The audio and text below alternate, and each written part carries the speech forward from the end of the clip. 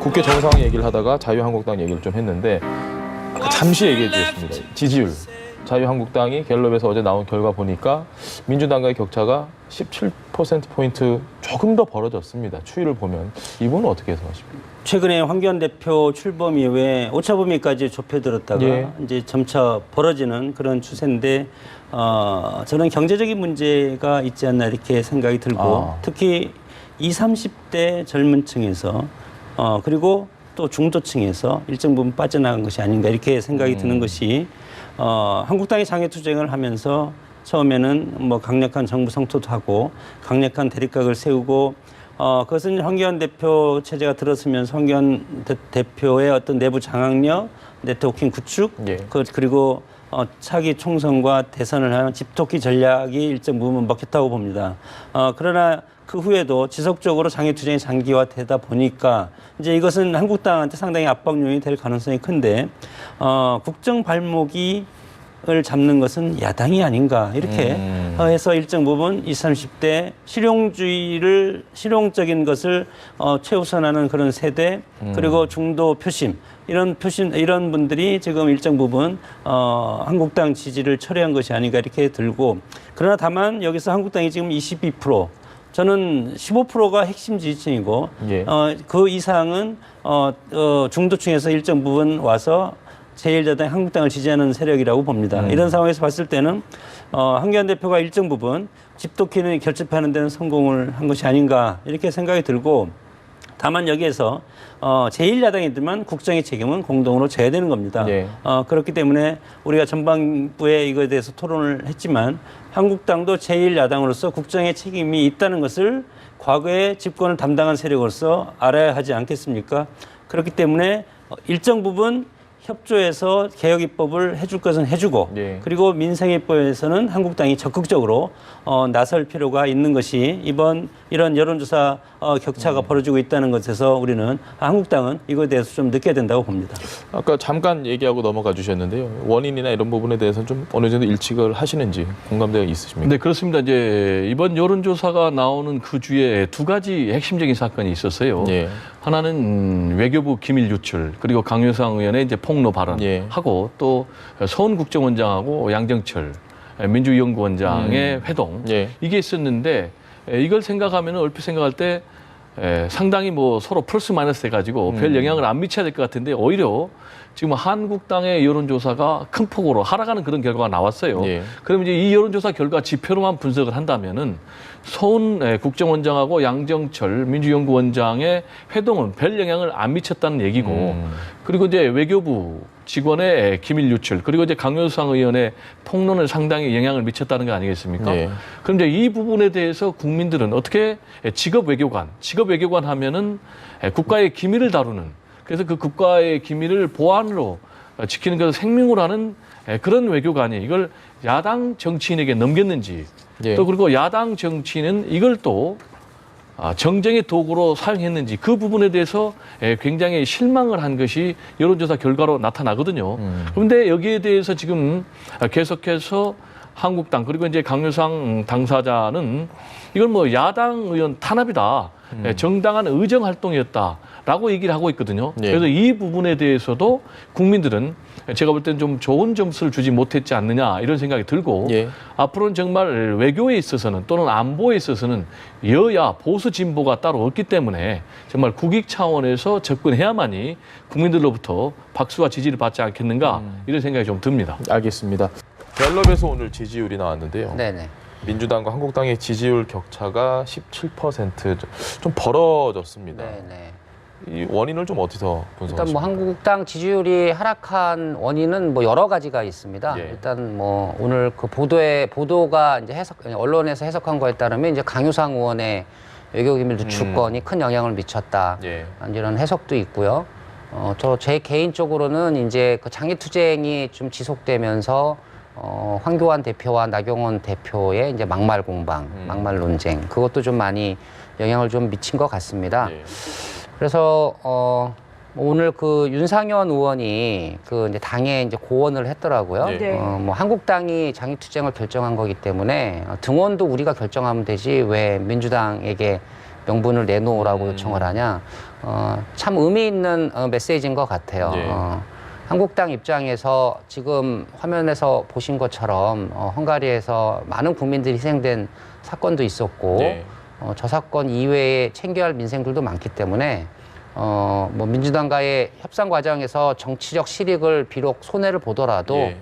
제1야당으로 민생을 챙기기 위해서 등원한다라고 결정적으로 결단을 해버리면 훨씬 더 그게 큰 정당의 모습일 수도 있는 것이거든요. 근데 아까 이제 저희가 말한 것처럼 민주당이 당연히 야당의 국회 등원에 이제 명분을 제공할 정치적 도의도 네. 있습니다만 아무튼 국회 정상화가 늦어지면 늦어질수록 한국당이 국회 정상화에 그 정상화를 시키고 있지 않은 한 네. 축으로 계속 국민들에게 인식될 가능성이 높기 때문에 하여튼 이 포괄적인 부분들을 신속하게 정치적으로 결단을 내리는 것이 필요한 시기다 이렇게 보여집니다. 알겠습니다. 사실 황교안 대표가 취임한 이후에 꾸준히 상승 곡선이었거든요. 어느 정도? 이게 네. 갑자기 1, 2주 꺾인 이유 뭐라고 보십니까?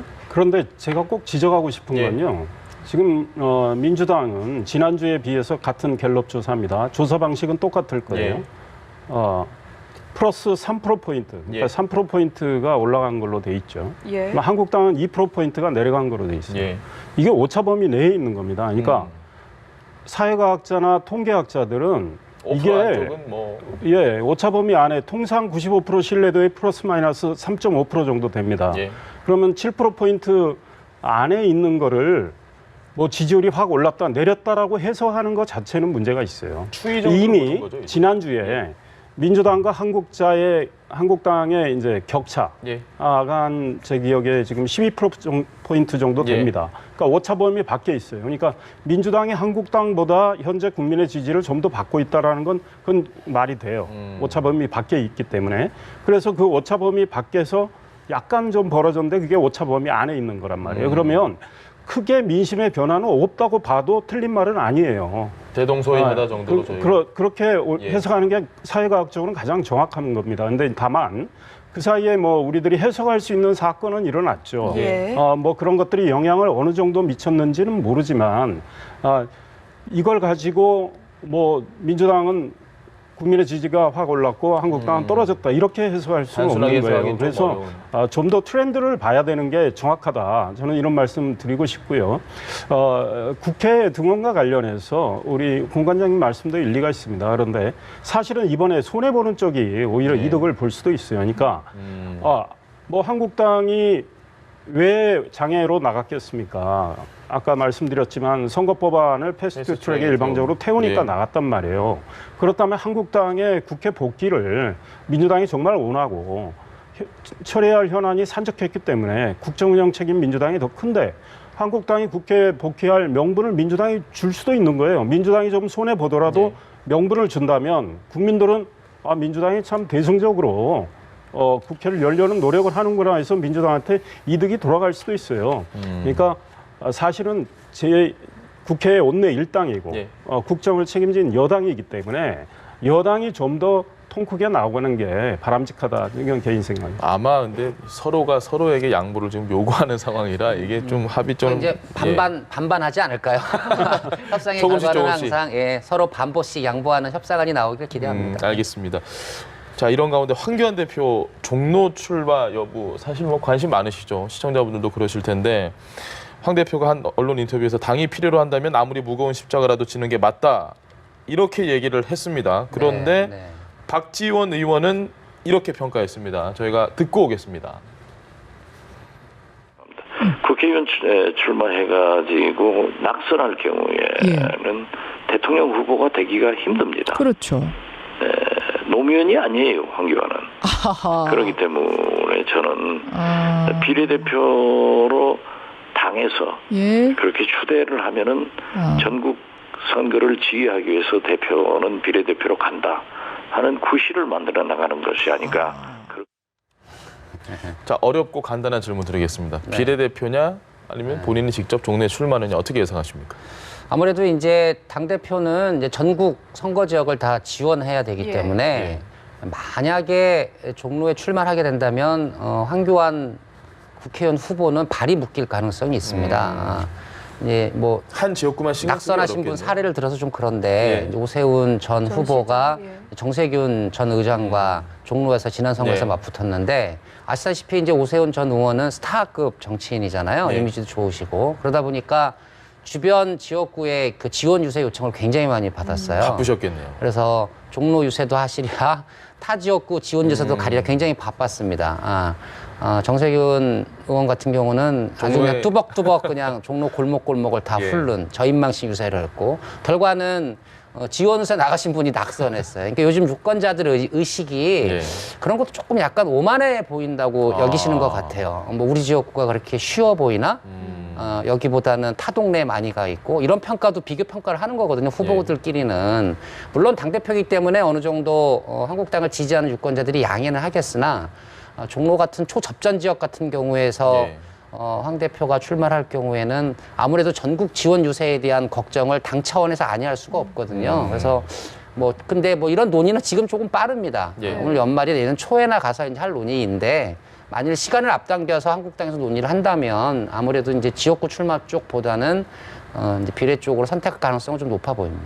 지연 유세도 그렇고 사실 출마했다가 낙선이라도 하게 되면 타격이 엄청난 거 아닙니까? 그런데 이제 어떻게 낙선하느냐 이 상황이 또 어떻게 전개되는지 봐야 되는데요. 노무현 전 대통령의 경우에 부산으로 가셨잖아요. 예. 거기서 낙선을 했는데 오히려 노무현 전 대통령을 국민들이 다시 보는 계기가 됐고 그래서 대통령 후보까지 됐는데 지금 박지원 의원의 말씀은 사실은 황교안 대표에 대한 좀 흠집내기다. 이런 생각이 들고요. 예.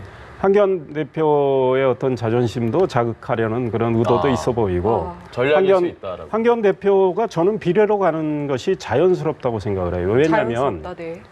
이미 우리 공관장님 말씀하셨지만 지금 한국당에 가장 득표력이 있는 분이 누굽니까? 황교안 대표예요. 네. 그러면 이분이 선거 지휘를 하고 선거 운동을 하고 전국을 다니면서 국민에게 호소를 하고 이럴 분을 종로에 뭐 출마를 시켜서 이 소위 발목을 잡는다. 그러면 한국당 손해죠. 그리고 노무현 전 대통령하고 비교를 하셨는데 좀 달라요. 왜냐? 그 당시에 노무현 전 대통령이 부산에 가서 낙선하셨는데 그때는 노무현 전 대통령은 당에 가장 무게중심이 컸던 분이 아닙니다. 예. 당에 뭐 선거를 부산에 총지휘하는 올인할 수 분이 있는 아니었, 상황이었죠. 예, 선거를 총지휘하는 분이 아니었어요. 그때는. 지금 황교안 대표하고 지금 상황이 완전히 다르죠. 황교안 대표는 지금 본인이 선거를 지휘를 해서 한국당에 많은 의석을 얻도록 노력을 해야 되는 분인데 종로에 계신다. 발목 잡히죠. 이미 오세훈 전 서울시장 이야기 하셨지만 과거에 민주당에 제 기억에 1996년입니다. 예. 민주당의 선거대책위원장 정대철 전 의원 그분이 중구에 나오셨어요. 그런데 선대위원장이에요. 예. 그러니까 선거 지휘를 하죠. 전국을 다니면서 유세했어요. 그 자기 지역에서 떨어지셨어요. 그러니까 박지원 의원님 말씀은 예. 뭐 한교안 대표가 뭐 종로에 나가서 떨어지길 바라시고 하시는 말씀인 것 같아요. 근데 개인적으로는 좀 친하죠. 그리고 수순도 지금 너무 일러요. 그러니까 이제 만약에 제가 황교안 대표님이면 저런 질문이 나오면 지금은 나의 지역구를 논할 때가 아니다 일축해버리겠어요. 왜냐하면 공천 개혁, 당 쇄신, 뭐 인재 영입, 하드웨어로 구축할 따위거든요. 네. 당대표 입장에서. 근데 자꾸 당대표의 출마 지역 문제가 자꾸 거론되는 건 황교안 대표는 한국당 입장에서 별로 안 좋은. 꼭 물어보니까 또 답을. 우리 이제 언론인들이 계속 이제 이게 이슈가 되니까 이제 묻는 건데 그냥 예. 탁 지금은 그럴 때가 아니다 일축하는 게 가장 명답인 것 같습니다. 알겠습니다. 상황이 어떻게 바뀔지 모르니까 자, 이 내용 좀 저희가 짚어보겠습니다. 강효상 의원에게 한미 정상화 통화 내용을 유출한 공무원에게 파면 결정이 났거든요. 제일 최고 징계입니다. 지금 공무원이 네. 받을 수 있는 이 네. 파면 처분에 대해서는 어떻게 생각하십니까? 저는 그 공무원이 잘못했다고 생각합니다. 네. 그런데 파면이라는 조치는 좀 가혹하지 않느냐. 그 공무원의 사실은 인생이 이제 막막해지는 예. 거고 본인이 그동안에 나름대로 국가를 위해서 정말 많은 노력을 하고 기여를 했을 거 아닙니까? 그게 다 묻혀버리는 거죠. 그런데 이제 사실 기밀이 말이죠. 그 내용이 물론 정상 간의 통화 내용을 유출한 건 그건 명백히 잘못됐는데 그 내용이 정말 아주 우리의 국가 이익과 국격에 뭐 직결됐 있다라고 또 보기는 어려워요. 사실은 어떤 상식선에서 우리가 알 수 있었던 정도의 내용입니다. 문재인 대통령이 트럼프 대통령에게 일본 방문하시는데 방문 끝내고 한국에 좀 와주십사 이렇게 요청한 거고 트럼프 대통령이 뭐 그러면 기로에 들릴 수도 있다라는 그런 이야기 하신 거 아니에요? 네.